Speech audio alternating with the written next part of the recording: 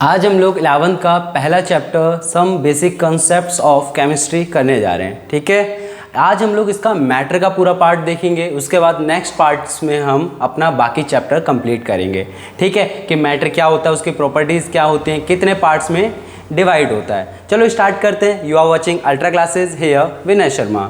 जैसे कि आपको पता है some basic concepts of chemistry, इस चैप्टर में हमें बेसिक चीज़ें बताई जाती हैं। फॉर एग्जांपल केमिस्ट्री होती क्या है, केमिस्ट्री का यूज़ कहाँ पे होता है। जैसे कि आपको पता है आपकी लाइफ में हर जगह केमिस्ट्री का यूज़ है, हर जगह। फॉर एग्जांपल मान लो आप खाना खा रहे हो, ठीक है, अब खाना खाने के बाद बॉडी में वो खाना टूटेगा कि नहीं टूटेगा? डेफिनेटली टूटेगा। जब टूटेगा तो टूटने के लिए रिएक्शन करनी पड़ेगी ना। ऐसे थोड़ी यार आप हथौड़ा लाके उसे तोड़ोगे, ये तो करोगे नहीं। तो उसके लिए क्या चाहिए होगा, हमें एक रिएक्शन चाहिए होगा। ठीक है, सेकंड थिंग, आप मान लो घर पे चाय बना रहे हो। चाय बनाने के लिए आप क्या देखते हो, गैस पे आपने चाय बनाने के लिए वेसल रख दिया, अपना बर्तन जो भी रखना था, देन आप उसको हीट देते हो ताकि सारी चीज़ें मिक्स हो जाएं अच्छे से और सबका टेस्ट है। तो वो भी तो एक रिएक्शन है कि नहीं है। मतलब कुल मिला के हम देखते क्या हैं कि केमिस्ट्री में हर चीज़ में केमिस्ट्री है आपकी, हर चीज़ में। ठीक है, इवन हर चीज़ में आप कोई भी चीज़ बता सकते हो जिसमें इलेक्ट्रॉन प्रोटॉन न्यूट्रॉन ना हो। तो हमें बेसिक आइडिया पता चल गया कि केमिस्ट्री क्या होता है, हर चीज़ में यूज़ होते हैं। ठीक है, तो बिल्कुल बेस से अगर चले तो हमें पता है केमिस्ट्री की स्टार्ट होती है मैटर से। मैटर, ठीक है, कोई भी लिविंग थिंग दो पार्ट में डिवाइड होती है, one is matter and second one is non matter. ठीक है, अब देखो सवाल उठता है मैटर क्या होता है। मैटर का मतलब होता है कोई भी वो चीज़ जिसके पास वजन हो, मीन्स मास हो, और कुछ ना कुछ वॉल्यूम ऑक्यूपाई करे, उसे हम क्या कहते हैं, सिंपली मैटर कहते हैं। ठीक है, यहाँ पे इसी चीज़ को हम लोग लिख ले, देखो हैव मीन्स हैव मास होना चाहिए उसके पास, और एंड ऑक्यूपाई सम स्पेस या वॉल्यूम, आप जो भी चाहो कह सकते हो। फॉर एग्जाम्पल क्या हो सकता है, आप एक बात बताओ, ये जो मार्कर है, ये मार्कर है, मार्कर का कुछ ना कुछ वजन है। ठीक है, डेफिनेटली है। जब वजन है कुछ ना कुछ स्पेस ऑक्यूपाई कर रहा है, डेफिनेटली कर रहा है। तो ये भी आपका क्या हुआ, मैटर हुआ। ठीक है, इस पूरी अर्थ पे, इस पूरे वर्ल्ड में ऐसा कुछ भी नहीं है जो मैटर ना हो। कुछ चीज़ें हैं वो भी हम बताएंगे कि क्या होता है नॉन मैटर एग्जैक्टली, उसीलिए हमने लिखा है यहाँ पे नॉन मैटर। ठीक है, तो अब मेरा एक क्वेश्चन है आपसे, क्या एयर एक मैटर है? अब एयर की बात अगर करी जाए, अब आप लोग 11th में आ चुके हो तो आपको अच्छे से पता है ऑक्सीजन एक गैस है। अब ऑक्सीजन का जो मास होता है वो कितना होता है, 32 ग्राम होता है। कैसे, देखो ऑक्सीजन का एक मॉलिक्यूल 16 × 2, ऑक्सीजन का मास कितना होता है, 16 होता है, 16 AMU ना, उसको 2 से मल्टीप्लाई कर दिया, then it is equal to what, 32 grams या 32U, क्योंकि हम तो इसका मास लिख रहे हैं। ठीक है, मॉलिक्यूलर मास लिख रहे हैं, दैट्स वाई हमने U लगाया। ग्राम क्यों नहीं लगाया हमने, क्योंकि हम यहाँ पे ग्राम एटॉमिक मास नहीं लिख रहे हैं, हम यहाँ पे क्या लिख रहे हैं, इसका मॉलिक्यूलर मास। तो मॉलिक्यूलर मास और इसमें अंतर क्लियर हो गया होगा आपको। जिसमें ग्राम लगा दें वो आपका क्या होता है, ग्राम एटॉमिक मास, और जिसमें हम U लगाएंगे, ये U जो है ना, ये म्यू की शेप का जो होता है, इसे हम बोलते हैं AMU। फर्दर हम लोग डिस्कस करेंगे कि व्हाट इज AMU। ठीक है, फर्दर क्लासेस में हम डिस्कस करेंगे व्हाट इज AMU। ठीक है, तो अब आप हमें बताओ, क्या एयर एक मैटर है? डेफिनेटली है यार। देखो ऑक्सीजन में वजन है, जगह घेरता है कि नहीं घेरता, पहले बताओ। गैस क्या जगह घेरता है? डेफिनेटली घेरता है। पता कैसे, देखो आपने देखा है सिलेंडर में आप गैस भरो, तो बेटा जो इतना बड़ा सिलेंडर होता है ना, सिलेंडर के अंदर गैस ही तो भरी हुई होती है, वही तो उसका स्पेस ऑक्यूपाई कर रहा है। हैंस एयर और gas is also a matter. Hopefully आपको अच्छे से क्लियर हो गया होगा। ठीक है, अब हम लोग आगे बात करते हैं कि नॉन मैटर क्या होता है। नॉन मैटर वो चीज़ें होती हैं जो जिनमें ना तो वजन हो, does not have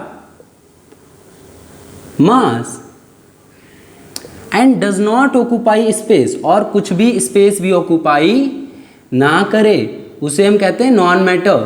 for example example क्या हो सकता है इसका, देखो बताओ, सोचो नॉन मैटर का एग्जाम्पल क्या है। चलो हम बताते हैं। लव, किसी से प्यार करते हो, हेट नफरत करते हो। प्यार में वजन होता है? हाँ, कोई वजन नहीं होता, क्योंकि वो तो एक फीलिंग है, एक इमोशन है। फीलिंग्स, खूबसूरती, हो खूबसूरती, खूबसूरती जो होती है उसमें वजन होता है क्या? हाँ, वजन से तोलते हो, आज आप 1 किलो सुंदर लग रहे हो। हाँ, तो ऐसे नहीं तोल सकते ना, तो उनमें आपका मास नहीं होता। अब मास नहीं है, स्पेस भी तो ऑक्यूपाई नहीं कर रहे, है ना, तो उसे हम क्या कहते हैं? Non matter. क्लियर हुआ? ठीक है, चलो अब हम लोग आगे बात करें। होपफुली आपको मैटर नॉन मैटर अच्छे से क्लियर हो गया होगा। ठीक है, चलो इरेज कर दें। चलो ठीक है, अब देखो, अब सवाल उठता है, जब मैटर ये होता है तो मैटर के टाइप्स कितने होते हैं? क्या मैटर के टाइप्स भी हैं या कुछ ऐसे ही है बस? देखो, मैटर आपका क्या होता है बेटा, एक्चुअल में मैटर को डिवाइड किया है 2 पार्ट में। किस बेसिस पे डिवाइड किया गया है? किस बेसिस पे डिवाइड किया गया है इसको पता है? इसे डिवाइड किया गया है कि आपका, जैसे कि एक मान लो हो गया प्योर सब्सटेंस, दूसरा पता है आपका क्या हो गया? दूसरा हो गया मिक्सचर। मान लो एक चीज है एकदम प्योर है, एक चीज आपकी पूरी तरीके से प्योर है, दूसरी तरफ आपने 3-4 चीजों को मिला के रख दिया वहां पे, तो उसको हम बोलेंगे मिक्सचर। ठीक है, मिला के रख दिया मिक्सचर, अकेला सब्सटेंस था उसको क्या बोलेंगे? Pure substance. ठीक है, अब यहां पे प्योर सब्सटेंस जो है वो भी 2 पार्ट में डिवाइड होता है, पता है? Element and compound. Element and compound. Pure substance आपका 2 टाइप का होता है। सवाल तो यहाँ पे बहुत तेजी से आ रहा होगा ना आपके मन में कि एलिमेंट तो भैया समझ में आ जाता है कि ये एक प्योर सब्सटेंस है, पता कैसे? देखो, बोलोगे भैया एग्जाम्पल आयरन। आयरन अकेला ही तो सब्सटेंस है, तो इसको आप क्या बोलोगे? प्योर मटेरियल बोलोगे। ठीक है, यहाँ पे गोल्ड ले लो, आप अकेला है। आप मैग्नीशियम ले लो, सिंगल है, मतलब प्योर सब्सटेंस है। बट H2O तो एक कंपाउंड है, H2O इज अ कंपाउंड, तो इसे प्योर सब्सटेंस में क्यों रखा गया है? अब जब तक हम आपको ये एक्सप्लेन कर रहे हैं तब तक आप वीडियो को पॉज करो और इसका आंसर सोच के देने की कोशिश करो। ठीक है, कि actual what is the reason behind this कि कंपाउंड को हम प्योर सब्सटेंस में काउंट करते हैं। सोचने वाली बात है।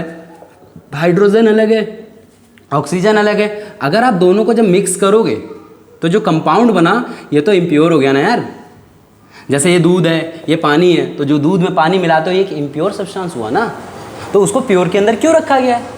सीधा सा लॉजिक है। अब उसको थोड़ी देर में आएंगे उसके ऊपर, उससे पहले हम समझते हैं थोड़ा सा मिक्सचर के बारे में। ठीक है, देखो बेटा, मिक्सचर भी ऐसे 2 पार्ट में डिवाइड होता है आपका। एक होता है होमोजीनियस मिक्सचर, होमोजीनियस। दूसरा आपका क्या होता है? हेट्रोजीनियस। एक होता है होमोजीनियस, दूसरा आपका क्या होता है? हेट्रोजीनियस। अब सवाल ये उठता है होमोजीनियस क्या होता है और हेट्रोजीनियस क्या होता है?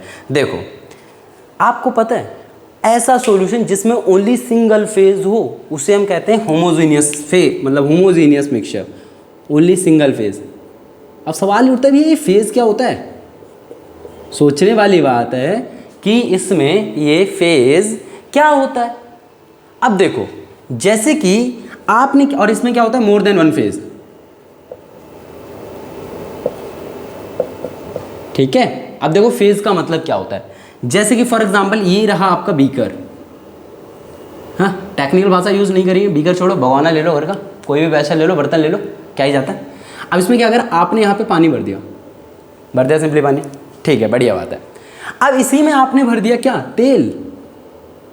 इसी में आपने भर दिया तेल। अब आपको अच्छे से पता है पानी और तेल कभी मिक्स नहीं होते। आपको अच्छे से पता है पानी तेल कभी मिक्स नहीं होते। नीचे अगर पानी है तो ऊपर कुछ अलग सी लेयर जम जाती है, इसको हम क्या कहते हैं? तेल की लेयर जम जाती है, इसे ऑयल बोलते हैं। और ये हमारा क्या है? वाटर मान लो। ठीक है, तो इसके अंदर ये 2 फेज हो गए। 2 फेज मतलब 2 बाउंड्री हो गई, 2 सॉल्यूशन हो गए। इसे हम कहते हैं डबल फेज। ठीक है, तो ये आपका किसके अंदर आया, हेट्रोजीनियस सॉल्यूशन के अंदर। आप चाहो 3-4 तरीके के उसमें सामान रख दो। अब बात करते हैं होमोजीनियस। होमोजीनियस आपका वो मिक्सचर होता है जिसमें ओनली सिंगल फेज हो। फॉर एग्जांपल मान लो आपने पानी में चीनी मिक्स कर दी, आपने पानी में चीनी मिक्स कर दी, अब जो सॉल्यूशन बना है, अब ऐसा होता है क्या, पानी यहाँ पे है, चीनी अलग नीचे एक लेयर बना के बैठ गई, पानी यहाँ पे है, चीनी एक लेयर बना के बैठ गई, ऐसा होता है क्या, ऐसा तो होता नहीं है। मीन्स इसके पास सिर्फ सिंगल फेज है, सिंगल फेज बोले तो एक ही बाउंड्री, ठीक है। ये तो हो गया टेक्निकल लैंग्वेज। अब देखो आपको सिंपल वर्ड्स में बताते हैं यार, जो आपको देखने में एक लगे ना उसे कहते हैं सिंगल फेज, उसे कहते हैं होमोजीनियस, जिसको आप फिजिकल मेथड से अलग नहीं कर सकते। अब हेट्रोजीनियस क्या होता है, जिसको आप फिजिकल मेथड से अलग कर सकते हो। अब सवाल ये उठता है फिजिकल मेथड क्या होता है, यार हाथ पैर मार के, फॉर एग्जांपल कि केमिकल मेथड यूज़ नहीं करे, हाथ का यूज़ कर लिया हमने, कोई इक्विपमेंट यूज़ कर लिया, उनसे अगर आप सेपरेट कर दे रहे हो नॉर्मली, तो that is called your heterogeneous. Clear हो गया, तो होमोजीनियस हेट्रोजीनियस क्लियर हो गया। तो ये हमारा पूरा मैटर था, ठीक है। अब इसमें एक इंपॉर्टेंट कॉन्सेप्ट आता है कि यहाँ पे कंपाउंड को हमने मिस करा है। कंपाउंड को प्योर सब्सटेंस क्यों बोला जाता है ना। अब देखो, उससे पहले एक क्वेश्चन का आंसर करो, बहुत अच्छा सा क्वेश्चन है। एक तरफ आपकी हाइड्रोजन गैस है, ठीक है, सेकंड तरफ आपकी ऑक्सीजन गैस है, ठीक है, फाइन। हाइड्रोजन गैस क्या करती है, आग के केस में पूछ रहे हैं, आग, फायर के केस में बताओ क्या करती है, उसे इंक्रीज करती है फायर को। अगर आपने कहीं पे आग लगी हुई है, आग बुझाने के लिए आपने हाइड्रोजन गैस मार दी, आग बहुत ज़्यादा भड़क जाएगी। आपको पता है हाइड्रोजन गैस बहुत ज़्यादा फ्लेमेबल होता है।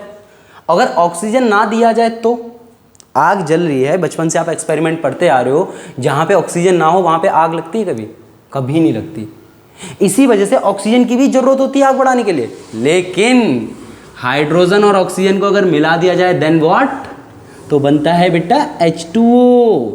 अब जो H2O होता है ये क्या करता है, ये भी आग बढ़ाता है ना, डेफिनेटली बढ़ाता है बेटा, आग बुझाने में मदद करता है। अब आग अगर ये बुझाने में मदद कर रहा है आपका, तो आप खुद सोचो, इन दोनों ने मिलकर कोई एक अलग कंपाउंड दे दिया जिसकी प्रॉपर्टी ना हाइड्रोजन से मैच कर रही है ना ऑक्सीजन से मैच कर रही है।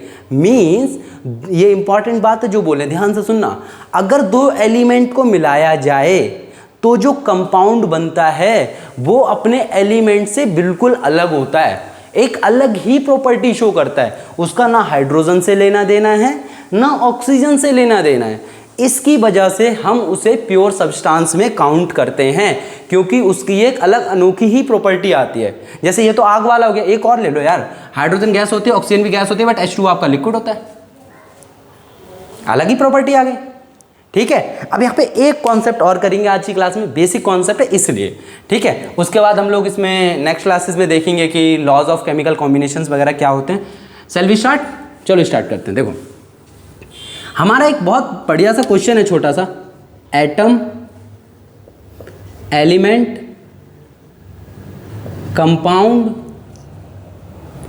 और मॉलिक्यूल, इन चारों में डिफरेंस बताना है बस। केमिस्ट्री पढ़ते तो सब हैं, बट ये जो बेसिक डिफरेंस है ये जनरली लोगों को नहीं पता होता है, ये जनरली इनका मतलब क्या होता है। अब देखो, अब हम बताते हैं आपको एटम का मतलब क्या होता है, एकदम फील करना है, आज के बाद भूलना मत ये कभी। एटम का मतलब होता है कि दुनिया का सबसे छोटा पार्टिकल, मतलब इंडिविजिबल पार्टिकल, ये होता है आपका एटम, इंडिविजिबल पार्टिकल। कोई दिक्कत, दुनिया की सबसे छोटा जो होता है उसे हम कहते हैं एटम। अब बात करते हैं एलिमेंट, ठीक है। अब आप लोग बोलोगे एटम को तो फर्दर डिवाइड किया जा सकता है इलेक्ट्रॉन, प्रोटॉन एंड न्यूट्रॉन में, बट जो एटम है वो सबसे छोटी यूनिट मानी जाती है, that's why atom is the individual particle, ठीक है। अब बात करते हैं एलिमेंट का। अब आप खुद सोचो यार, जब हम बहुत सारे एटम को ऐसे मिला देना, ये रहा एटम, ये रहा atom, atom atom, same type के एटम, लेकिन ध्यान रखना सेम टाइप के, है ना, सेम टाइप के आप बहुत सारे एटम मिला के चले जाओ, मिलाते चले जाओ, मिलाते चले जाओ, मिलाते चले जाओ, मिलाते चलो, तो जो ये बन गया ना आपका, दैट इज एन एलिमेंट। तो एलिमेंट की डेफिनेशन क्या निकली, अभी नोट करना है आपको। सेम टाइप ऑफ एटम का जो कॉम्बिनेशन होता है उसे हम एलिमेंट कहते हैं। The combination of same type of atom is known as what, element. कोई दिक्कत? Definitely not. ठीक है, अब बात करते हैं मॉलिक्यूल क्या होता है। ठीक है, अगर आप एलिमेंट का मिक्स करते हो ना, mixing of element, mixing of element, उसे हम कहते हैं मॉलिक्यूल। अब सवाल उठता है, आप सेम टाइप के एलिमेंट मिक्स कर रहे हो या डिफरेंट टाइप के एलिमेंट मिक्स कर रहे हो? क्वेश्चन तो उठता है मन में कि नहीं उठता? डेफिनेटली उठता है। अगर सेम टाइप के हो या डिफरेंट टाइप के हो। अब देखो क्या होता है यहाँ पे, अगर आप सेम टाइप के मतलब एलिमेंट मिक्स कर रहे हो, सेम टाइप और डिफरेंट टाइप, आप कुछ भी मिक्स कर लो, दोनों बनाएंगे तो आपका क्या, मॉलिक्यूल ही। दोनों बनाएंगे क्या, मॉलिक्यूल बनाएंगे, चाहे सेम टाइप के एलिमेंट हो चाहे डिफरेंट टाइप के हो। लेकिन अगर डिफरेंट टाइप के एलिमेंट अगर आप मिला देते हो, सिर्फ डिफरेंट टाइप, तो उसको एक अलग नाम दे दिया गया, कंपाउंड। तो यहां पे एक चीज तो क्लियर हो रही है यार, एक छोटा सा डाउट भी आ रहा है साथ साथ, फिर इस तरीके से हर कंपाउंड क्या मॉलिक्यूल होगा? क्या हर कंपाउंड मॉलिक्यूल होगा? ऑफ कोर्स होगा, क्योंकि डिफरेंट टाइप के एलिमेंट मिला के कंपाउंड बनता है। और मॉलिक्यूल क्या होता है, एलिमेंट मिला दो, चाहे सेम हो या डिफरेंट हो, क्या ही फर्क पड़ता है। तो नोट पॉइंट यहां से क्या निकलता है, ये देखो नोट पॉइंट, हाँ इरेज कर दें क्या इन सबको, देखो इधर वाले को, यहां से नोट पॉइंट आपका आता है कि एवरी कंपाउंड, अभी एग्जांपल लेंगे इनका हम, ठीक है। Every compound is a molecule, but every molecule is not a compound. इसका क्या मतलब हुआ कि हर कंपाउंड एक मॉलिक्यूल है, लेकिन हर मॉलिक्यूल कंपाउंड नहीं है। देखो कैसे, जैसे कि ये देखो आप एग्जाम्पल, H2 दो हाइड्रोजन के एलिमेंट का मिक्सअप है, हाँ डेफिनेटली, तो इसे हम कहेंगे मॉलिक्यूल। O2 दो का मिक्सअप है, मॉलिक्यूल। H2O ये भी तो दो टाइप के एलिमेंट हैं, हाइड्रोजन और ऑक्सीजन, दो हो गए ना, तो इसी ये कंपाउंड है, लेकिन ये मॉलिक्यूल भी है, क्योंकि मिक्सिंग ऑफ एलिमेंट तो हो ही रहा है। लेकिन हर कंपाउंड आपका मॉलिक्यूल होता है, बट हर मॉलिक्यूल कंपाउंड नहीं होता। क्यों? ये मॉलिक्यूल है, क्या ये कंपाउंड है? क्या इसमें डिफरेंट टाइप के एलिमेंट आ रहे हैं? बिल्कुल नहीं आ रहे। समझ में आया? तो इसके साथ हमने मैटर की बेसिक नॉलेज आज कवर कर ली है ना। इसमें कुछ टर्म्स हमारे रह गए हैं, उनके बारे में और बात कर लेते हैं, then we will finish today's lecture. कि होता क्या है, इवोपरेशन क्या होता है, सब्लिमेशन क्या होता है, डीसब्लिमेशन क्या होता है, ये कुछ बेसिक टर्म्स हैं। बात करें इन पे, चलो देखो ओरली बता रहे हैं हम। अगर आप किसी भी लिक्विड को अगर आप सॉलिड में कन्वर्ट कर रहे हो, तो उसे हम बोलते हैं इवोपरेशन। किसी भी लिक्विड को सॉलिड में कन्वर्ट करना आपका क्या कहलाता है, सॉरी मैंने उल्टा बोल दिया ना, लिक्विड को वेपर में कन्वर्ट करना, आपका कहलाता है इवोपरेशन। ठीक है, लिक्विड को वेपर में कन्वर्ट नॉर्मली है यार, पानी को भाप बना के उड़ा दो ना, उसे कहते हैं इवोपरेशन। ठीक है, लेकिन उसके बाद अगर आपका वेपर ठंडा होके नीचे गिरता है, तो उसे हम क्या कहते हैं, अगर आपका वेपर ठंडा होके नीचे गिरता है तो उसे हम कहते हैं कंडेंसेशन। ठीक है, आगे बात करें सब्लिमेशन क्या होता है, ये सारी बातें आपको नोट करनी है कॉपी में। ठीक है, अब देखो कंडेंसेशन क्या होता है, सॉरी कंडेंसेशन इवोपरेशन तो हमने डिस्कस कर लिया है ना। अब बात करते हैं सब्लिमेशन। जब आपका जो गैस होता है वो डायरेक्ट सॉलिड में कन्वर्ट हो जाए, या सॉलिड डायरेक्ट गैस में कन्वर्ट होता है, उसे हम कहते हैं सब्लिमेशन। हजम नहीं हुई ना ये बात, हाँ डाइजेस्ट नहीं हुई ना। देखो बेटा कैसे, कैम्फर है, कपूर जानते हो ना सारे लोग, कैम्फर या नैप्थलिन की गोलियां, वो डायरेक्ट आपकी गैस में कन्वर्ट होती हैं। आप खुला रख दो, होती है कि नहीं होती, उसे हम कहते हैं सब्लिमेशन। क्लियर हुआ? सॉलिड का डायरेक्ट गैस में कन्वर्ट होना, गैस का डायरेक्ट सॉलिड में कन्वर्ट होना, ये भी आपका क्या होता है, सब्लिमेशन ही होता है। बट कुछ बुक्स इसको डीसब्लिमेशन बोलते हैं। क्लियर हो गया ना? आई थिंक आपको ये पूरा क्लियर हो गया होगा। उसके साथ चलो हम अपना लेक्चर वाइंड अप करते हैं, खत्म करते हैं। अगले पार्ट में हम लोग लॉज ऑफ केमिकल कॉम्बिनेशन पढ़ेंगे इस चैप्टर के। देन नेक्स्ट पार्ट में molarity, then we will finish our chapter. Hopefully आपको लेक्चर समझ में आ गया होगा। मिलते हैं नेक्स्ट पार्ट में, तब तक के लिए बाय बाय, पढ़ते रहिए।